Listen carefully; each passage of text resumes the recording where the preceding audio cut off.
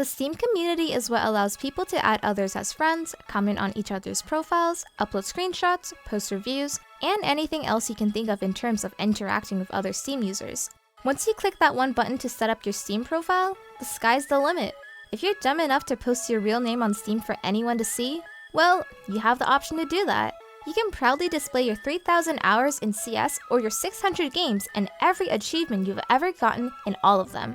There are pretty much infinite options for customization at this point. Profiles have basically turned into a modern version of MySpace. Profile customization wasn't always the name of the game though. Only about a decade ago, Steam profiles were incredibly bland and had little in the way of customization options. This was what prompted Valve to introduce Steam Levels, as well as a new, sleeker design for profiles. Steam Level offers nothing in the way of competitive advantages, and the only way to substantially level up your profile is by spending money explicitly on card sets, which are what enable you to buy badges.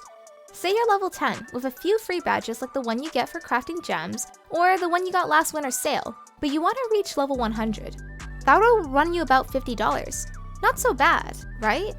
But the higher the level, the more money it'll cost. To get from that 100 to level 300, you need to spend an extra several hundred. To get from level 600 from there, you're looking at 4 figures. That's right. Did I mention that Steam Level is completely cosmetic? I meant useless. The only thing it does is put your profile higher on people's friends list, but only if they have a public friends list to begin with. So yeah, people are spending thousands of dollars for a number with a colored shape around it. Losing faith in humanity yet? Wait till you find out the actual reason why people do this. People aren't spending insane amounts of money for a silly number. The number is meaningless, the status isn't. At least for these people. What better way to flex your online status to strangers that may stumble upon your profile than by showing how much money you're able to throw away on a completely worthless number? Now we're getting into the sub-communities where this is common and everyone is fighting for relevance and where no one is actually themselves, but just copies of each other. You could describe it as where creativity goes to die.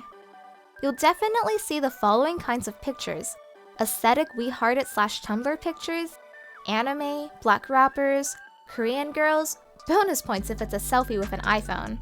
These are all very, very common within small communities, to the point where it's not really unlikely at all to see people with the exact same anime avatar or picture of some Korean girl. Seriously, I've seen people in 2023 using pictures I saw someone else use in 2017. A lot of people just look up keywords on WeHearted or steal an avatar from someone else. Despite the billions of pictures out there, people still manage to be unoriginal.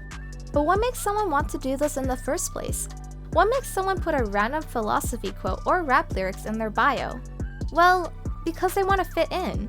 They see others use them, and for some reason, they're attracted to those people's vibes. Maybe inherent curiosity produced by bland profiles that show nothing about someone's personality or who they are other than that they must have a lot of disposable income. People seem more interesting if they're more mysterious. People before they're introduced to the CS cheating, B-Hop, or the OG community will generally have normal avatars starting out, but once they're introduced to these communities, it's like they've been infected with a virus. They almost transform within weeks, if not days. I've sadly seen it happen time and time again. If you look into their Steam account history, you can almost always see the exact moment they were introduced.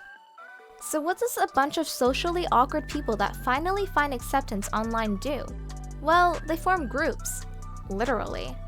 Steam groups were originally added so people could make game clans or join group chats and discuss some random topic. You know, Joey and Matt could hang out after a hard day of 8th grade and grow their Call of Duty clan. Unfortunately, what a lot of Steam groups turned into is far worse than what anyone could have imagined.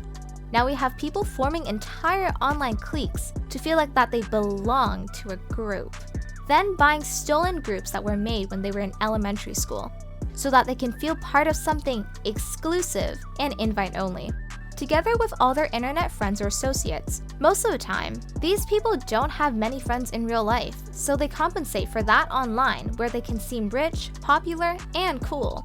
It always comes back to status. Well, you decide which is worse. Some people who don't have jobs or the income to spend online, because if they did, they totally would, will instead just commit an actual federal crime for an online virtual number or virtual skin. You heard that right. People will actually go to such extreme lengths just for online validation. It's at a point where if you see a genuine high level on Steam today, which I guess nowadays would be 800 or above. Oh, and yeah, it used to be lower. In 2017, seeing a level 400 was genuinely rare, even in these edgy communities. Nowadays, everyone, their mother, and also their dog is level 400. So why is all this even a thing? What's the actual reason behind all of this? Is it just for clout? Kinda, but let me explain further. In the old days of the internet, anonymity was very important and no one really knew anything about each other. Everyone was anonymous, so everyone was equal. People used the internet to escape the real world. It was great escapism nonetheless, because online, you didn't have to worry about that good-looking guy or girl, or that rich person flaunting. Looks and status didn't mean anything. That's changed in the last decade, however. The internet is no longer an escape, because the internet is almost an extension of it in real life, yet only the worst parts. I mean worse as in you will only see the best out of people. That girl who looks like she's having the time of her life in her Instagram stories, that guy who's vacationing all the time and going to parties every weekend, that person who is rich and is posting pictures of his Lambo. People used to use the internet to escape all of that, and now it's thrown right back at their face. This could be a separate video entirely, but let's go back to Steam. Steam users aren't equal. Sure, everyone has a Steam account, but how do you make your Steam account stand out from the millions of others? Well, you could level up your Steam account to a very high number, or you could buy exclusive Steam groups or URLs that no one else has, or you could buy very expensive items. It's no longer about having an online persona anymore.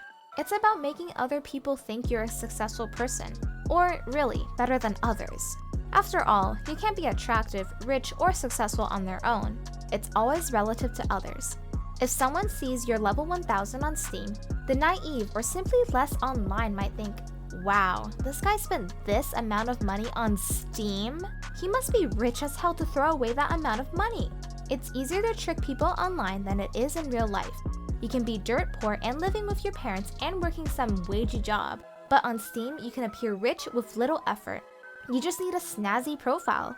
The validation and acceptance of others is all you really care about. Just stop trying to get validation from online strangers on a game website. Trust me, it doesn't matter how many lowercase random words you have added. It doesn't matter what someone with a Lil Peep or Asian girl picture thinks. Focus on yourself and remember that your time is valuable. Don't waste it.